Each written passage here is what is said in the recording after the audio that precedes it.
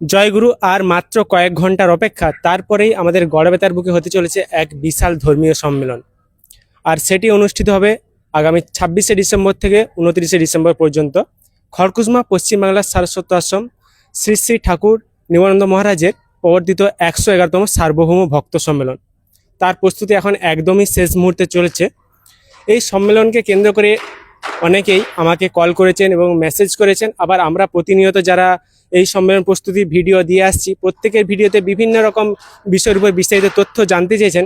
সেই সমস্ত তথ্য জানার জন্য এখন আশ্রমে একজন মহারাজকে পেয়েছি, মহারাজের কাছ থেকেই সেই সমস্ত তথ্য জেনে নেব।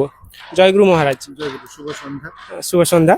তো এখনো পর্যন্ত সম্মেলন প্রস্তুতি কতটা পরিমাণ হয়েছে? সম্মিলনী প্রস্তুতি প্রায় 95% কমপ্লিট। 95% হয়ে গেছে। তো সভামঞ্চের একদম পাশে বেশ কিছু দেখলাম কাউন্টার করা হয়েছে। তো কাউন্টারগুলোতে কি কি থাকবে? সভামঞ্চের কাউন্টারে থাকবে জুতো স্ট্যান্ড থাকবে, মেডিকেল ক্যাম্প থাকবে, ধর্মীয় পুস্তকের দোকান থাকবে, অনুসন্ধান অফিস থাকবে, ডেলিগেট কাউন্টার থাকবে, আর্য দর্পণ কাউন্টার থাকবে, এগুলো থাকবে। আর যদি ধরো কেউ বাই চান্স হারিয়ে যায়, কি ক্যাম্প থেকে যদি ধরো বাই চান্স মিসিং হয়ে যায়, তিনি বুঝতে পারছেন না কোন ক্যাম্প থেকে এসেছেন, সেগুলো আমাদের স্বেচ্ছাসেবক ভাইরা এবং মায়েরা তো থাকছে ওনারা সাহায্য করার জন্য। এই জন্য ওই ক্যাম্পগুলো। মহারাজ, আমার কাছে সব থেকে যে প্রশ্নটা বেশি আসছে, তো অনেক ভক্ত শিষ্য জানতে চেয়েছেন যে আমরা এই সম্মেলন ক্ষেত্রে পৌঁছাবো কিভাবে, অর্থাৎ যোগাযোগ মাধ্যম বা রাস্তা কি আছে? যোগাযোগ মানে খড়গপুর, লোধাশুলি, গোপীবল্লভপুর, বাড়িপদা এদিক থেকে যারা আসবে তারা সোজা মেদিনীপুর, চন্দ্রকোনা রোড, শালবনী, গড়বেতা হয়ে সোজা সম্মেলনের ক্ষেত্রে আসবে। যারা ধরো আদ্রা কি আসানসোল ওই দিক থেকে আসবে, দুর্গাপুর, বাঁকুড়া এদিক থেকে এসে গড়বেতায় এসে পৌঁছে সোজা পূর্ব দিকে আসলেই হবে। আচ্ছা, ট্রেনে আসতে গেলে যদি কেউ উড়িষ্যা থেকে আছে তাহলে প্রত্যেককে খড়গপুর বা মেদিনীপুরকে আসতে হবে। তারপরে মেদিনীপুর থেকে আদ্রা ডিভিশনের যেই ট্রেনগুলো স্টপেজ গড়বেতাতে হবে সেগুলো আসলেই হবে, তাই তো? আর হাওড়া থেকে আসতে গেলেও একই প্রসেস, যে হচ্ছে খড়গপুর মেদিনীপুরকে আসতে হবে, তারপর আসতে হবে। আর যদি কেউ আদ্রা থেকে আছে তাহলে গড়বেতা স্টপেজ হবে যেসব ট্রেনগুলো, সেগুলো আসলেই হবে। ওখানে আমাদের বিশেষ টোটো, অটো এবং বিশেষ কিছু বাসের ব্যবস্থাও করা হয়েছে। সম্মেলনী কমিটি থেকে ড্রাইভার হেল্পার দাদাদের সাথে কথা বলে কিছু জিনিস ঠিক করা হয়েছে। তাদের সবার নাম্বারও আছে এবং সেখানে ভাড়াও ফিক্সড করে দেওয়া হয়েছে যে তারা তার বেশি ভাড়া নেবেন না। আচ্ছা, ভাড়াটা কি আছে? ভাড়া এ সম্পর্কে একটা ভিডিও ছেড়েছিলাম, এর আগে ভিডিও হয়েছে। আচ্ছা, ঠিক আছে, আমি এই ভাড়ার বিষয়টা পরে জেনে আপনাদেরকে আমি জানিয়ে দেবো বা ভিডিওর মধ্যে দিয়ে দেবো।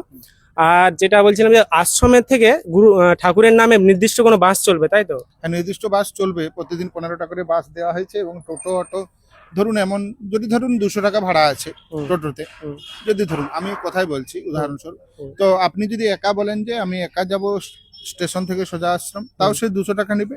আর যদি 5 জন কি 6 জন অ্যাডজাস্টমেন্ট করে আসেন লগেজ সহ, সেও 200 টাকাই নেবে। যদি 300 টাকা হয়, ওরা কিন্তু বাড়তি কিছু বলবে না, ওদের সাথে সেভাবেই বসে আলোচনা হয়েছে। আর মহারাজ, যারা নিজের 4 চাকা বা 2 চাকা আসবে, তো এখানে আসার পর 4 চাকা বা 2 চাকা পার্কিং এর কি কোনো ব্যবস্থা আছে? পার্কিং আছে। প্রথমে সম্মেলনী ক্ষেত্রের কাছাকাছি এসে প্যাসেঞ্জারদেরকে তাদের লগেজ নামিয়ে দিই, তাদের পার্কিং গাড়ি রাখার কত মিটার দূরে মোটামুটি হবে? ব্যবস্থা আছে, তো হাফ কিলোমিটারের মধ্যে। কিলোমিটার মধ্যে আছে। আমি যেটা দেখলাম যে 2 চাকাটা মোটামুটি সম্মেলন ক্ষেত্রে একদমই পাশে হচ্ছে, তাই তো? আচ্ছা মহারাজ, কেউ যদি আসার পথে কোনো রকম সমস্যার সম্মুখীন হয়, তার জন্য যোগাযোগের কোনো ব্যবস্থা আছে? যোগাযোগ মাধ্যম, যোগাযোগের ব্যবস্থা আছে। দেখো, আমাদের এটা তো আর নতুন নয়, এর আগে এখানে 10 বার সম্মেলনী হয়েছে, এটা নিয়ে 11 বার সম্মেলনী হচ্ছে।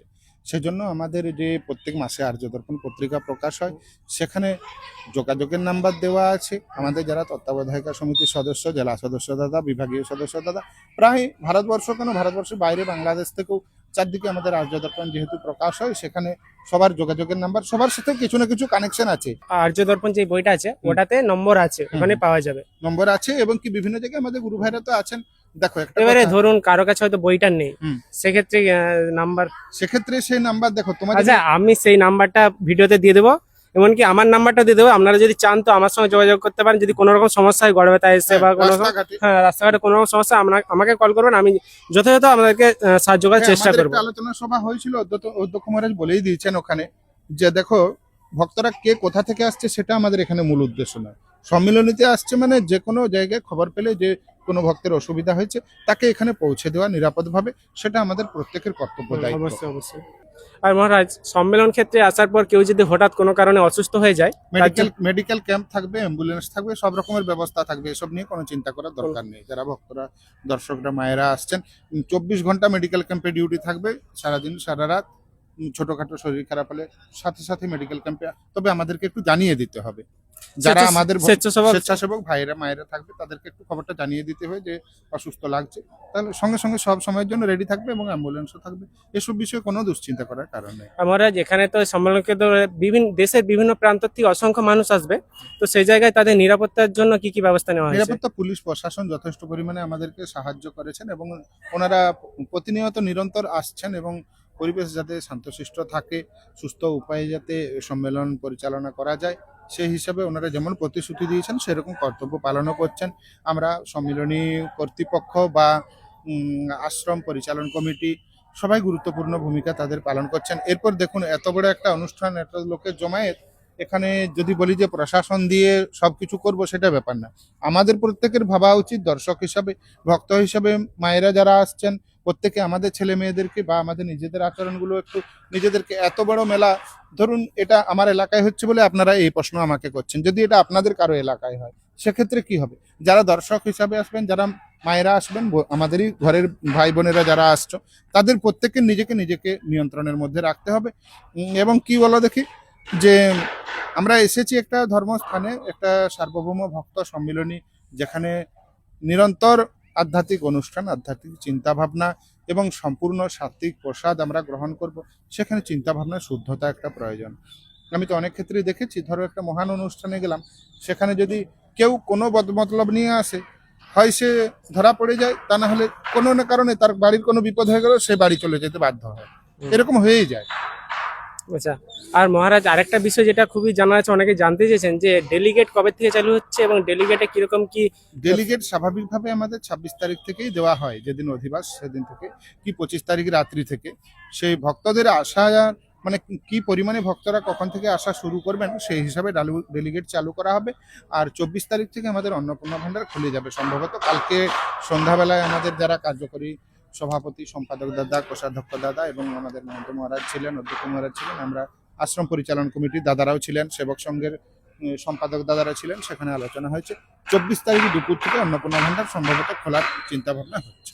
আচ্ছা, ডেলিগেটটা মূলত বাইরের থেকে যারা আসবেন তাদের জন্য কি, না পাশাপাশি কেউ যদি কাটতে যায়? ডেলিগেট সবার জন্য। প্রথম দিন থেকে কেউ যদি থেকে আনন্দ উপভোগ করতে চায়, দেখো 3 দিনে যদি 3 বেলায়, অনেকেই এই প্রশ্ন করছে যে টাকা পয়সার হিসাব, 3 দিনে যদি আমরা 3 বেলা কোথাও থাকি, খাই, কত টাকা লাগবে? তুমি একটা হোটেলে যদি থাকো, কত টাকা লাগবে? তুমি শাক ভাত ডাল ভাত খেয়েই যদি এক বেলা খেলেই 50 টাকা 70 টাকা। 3 দিন মানে আমি ধরো 3 দিনে তুমি 9 বেলা ভাবো। যদি 26 তারিখ যদি সকাল 10টায় ঢুকছো, মানে 26 তারিখ দুবেলা খাচ্ছ, 27, 28, 29, ওদিকে 3 3-এ 9 বেলা, 11 বেলা। 11 বেলায় যদি 700 টাকা হয়, খাওয়া থাকা সব মিলিয়ে, জল মিলিয়ে, কারেন্ট মিলিয়ে, আপনি স্নান করতে পারবেন না, গরম জল দেওয়া হচ্ছে, যার বাচ্চা আছে হয়তো তাকে দুধ দেওয়া হচ্ছে, এগুলোর জন্য আলাদা করে কোনো টাকা নেওয়া হচ্ছে না, মেডিকেল ক্যাম্প, জুতা স্ট্যান্ড।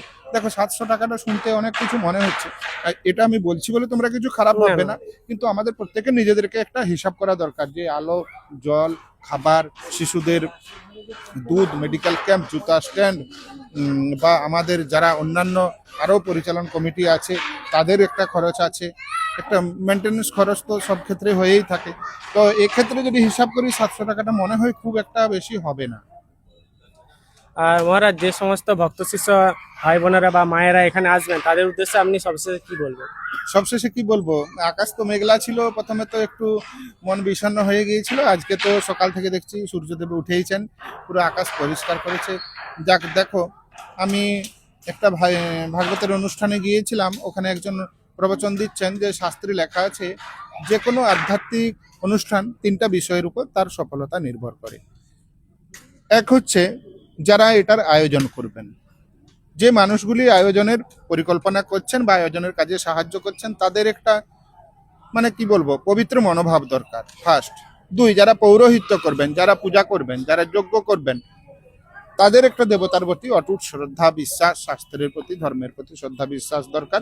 3, যারা এই যজ্ঞ দর্শন করবেন, যারা এই অনুষ্ঠান উপভোগ করবেন, শ্রোতা হিসাবে আসবেন কি দর্শক হিসাবে আসবেন, তাদেরও একটা শুদ্ধ চিন্তা ভাবনার উপর নির্ভর করে। এই তিনটা বিষয় যদি ঠিকঠাক থাকে তাহলে যে কোনো আধ্যাত্মিক সভা বলুন, ধর্মীয় অনুষ্ঠান বলুন, যে কোনো অনুষ্ঠান সাফল্যমণ্ডিত হতে বাধ্য। তা আমরা তো নিরন্তর ভগবানের কাছে প্রার্থনা করছি। 19 বছর পরে আমরা এই সুযোগ পেয়েছি। আশ্রম 100 বছরে পদার্পণ করলো, আবার 111তম সার্বভৌম ভক্ত সম্মিলনী, নতুন মন্দিরের দ্বার উদ্ঘাটন হলো, যদিও নাট মন্দির কমপ্লিট হয়নি।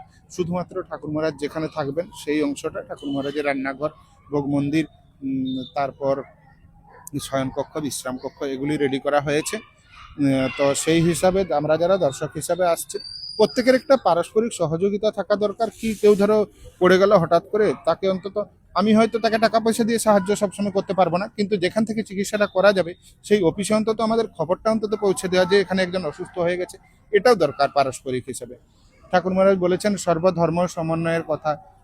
তার নিজস্ব লেখা অভয়বাণী বলুন কি আমি কি চাই বইতে বলুন, সেখানে যে কথা বলেছেন সেই কথাকে রূপ দিতে গেলে আমাদের প্রত্যেক মুহূর্তে মানে কি মানুষটা কোন জাতির কোন ধর্ম বর্ণ সেটা বড় কথা নয়। তিনি এসেছেন ঠাকুরের কাছে, যেমন আমরা তাদেরকে পরিষেবা দেওয়ার জন্য সবসময়ের জন্য প্রস্তুত থাকছি, সেরকম ভাবে দর্শক হিসাবে, মা হিসাবে, আমাদের ভাই বোন হিসাবে যারা আসছেন, শুধু ভক্তবৃন্দ হিসাবে যারা ভক্তি মানে কি বলবো ভক্তির স্রোত নিয়েই পৌঁছবেন, তাদের ক্ষেত্রে অসুবিধা হবে না, বা ছোটখাটো অসুবিধা হলে তারা সেগুলোকে অসুবিধা বলে মনে করবে না। কিন্তু সব জায়গায় তো আর তুমি সবসময় সমান তালের মানুষ পাবে না না।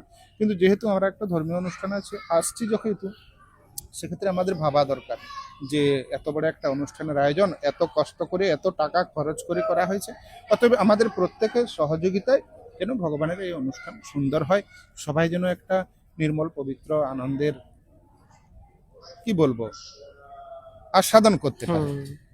বটে না নাই বলো, সংসার জীবনে কত মানুষ কত অভাব বলো, অশান্তি বলো, অকাল মৃত্যু, আত্মীয় স্বজনের বলো, কত দুঃখ কষ্ট নিয়ে মানুষ চাইছেন মানে জীবন কাটাচ্ছেন। তো সেক্ষেত্রে ঠাকুর মহারাজ যেহেতু আমাদের এখানে সুযোগ করে দিয়েছেন একটা আধ্যাত্মিক পিপাসা, হ্যাঁ প্রায় 19 বছর পরে হচ্ছে। আধ্যাত্মিক পিপাসাকে সমৃদ্ধ করার জন্য উনি প্রস্তুত করে দিয়েছেন।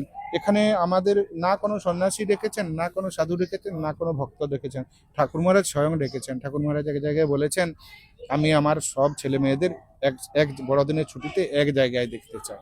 অতএব শুধু যে শিষ্য হলেই নয়, ঠাকুর মহারাজ শিষ্য সম্মিলনী কোথাও বলেননি, মুখেও বলেননি, বা কোনো বইয়ে লেখাও নেই, ভক্ত সম্মিলনী বলেছেন।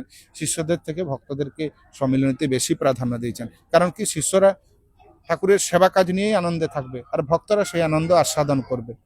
শুধু ফুল ফুটলো, বাগানে কেউ আসলো না, না মৌমাছি আসলো, না মানুষ আসলো, তো বাগানের কি তাৎপর্য থাকবে? সেরকম দেখো অন্যান্য জায়গায় সম্মিলনী হলে যেমন হয়, ধরো সেখানে আমরা যাই, সেখানে আনন্দ করি, তেমন একটা কাজের চাপ থাকে না। যেহেতু আমার এটা বিশেষত বলা উদ্দেশ্য হচ্ছে যে যারা আমরা লোকাল আছি, লোকাল যারা ভলেন্টিয়ার আছি কি গুরু ভাই আছি, তাদের ক্ষেত্রে যে অন্যান্য জায়গায় সম্মিলনীতে গেলে যেমন আমরা আনন্দ করি, শুধু ঘুরি বলি কি খাই দাই, দোকান বাজার ঘুরি কি কিছু জিনিস কেনাকাটা করি, যেহেতু আমরা এখানে আমাদের এখানে আমরা নিজেরা যেহেতু আয়োজন করছি, বা সেই আয়োজন কমিটির মধ্যে স্বেচ্ছাসেবক ভাইরাই বলুন বা আমরা লোকাল যারাই আছি, শিষ্য বলুন, ভক্ত বলুন, মায়েরা বলুন, আমাদের সবসময় চেষ্টা করা দরকার যে আমাদের এখানে কাজের মাধ্যমেই আনন্দটা নিতে হবে। কারণ কি বাইরে থেকে যারা আসছেন, আমরা অন্য জায়গায় গেলে আমরা সেখানে কি করি, আমাদের উপরে কোনো কাজের বোঝা চাপানো হয় না, 3 দিন পুরো নিশ্চিন্তে, কোনো কিছু মনেই থাকে না। সেরকম যারা বাইরে থেকে আসছেন তবু তো তারা যথেষ্ট পরিমাণে সাহায্য করছেন।